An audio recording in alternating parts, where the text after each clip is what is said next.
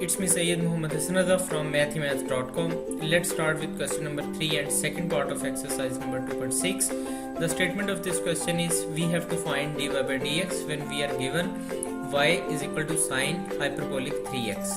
यहाँ पे हमारे पास sin hyperbolic 3x given है, तो इसमें हमने dy by dx को फाइंड आउट करना है. सो हम इसे डिफरेंशिएट इस क्वेश्चन को करते हैं. जब इस क्वेश्चन को डिफरेंशिएट किया तो ये आ जाएगा dy by dx. अब sin hyperbolic 3x का डेरिवेटिव देख लेते हैं कि ये क्या है.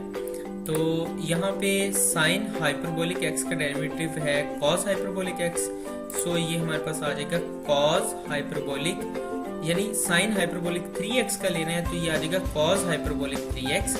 और फिर ये 3x का डेरिवेटिव भी हम सेपरेटली लेंगे क्योंकि ये एंगल है, एंगल का डेरिवेटिव भी हम विद रिस्पेक्ट टू x लेते हैं. तो इसका डेरिवेटिव हमारे पास आ जाएगा, देखें ये 3 यहाँ से बाहर आ गया, बाकी रह गया dx by dx and dx by dx is equal to 1.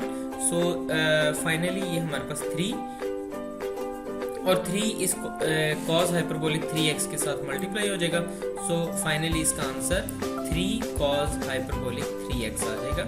और इसके साथ ही क्वेश्चन नंबर 3 का सेकंड पार्ट भी कंप्लीट हो गया है. अगर आपको इसमें कोई कंफ्यूजन है तो आप हमसे कांटेक्ट करें. हमारा यूट्यूब का चैनल अवेलेबल है, आप उसे सब्सक्राइब करें ताकि हमारे लेटेस्ट वीडियोज़ और अपडेट्स आपको मिलती रहें. Thanks for watching math.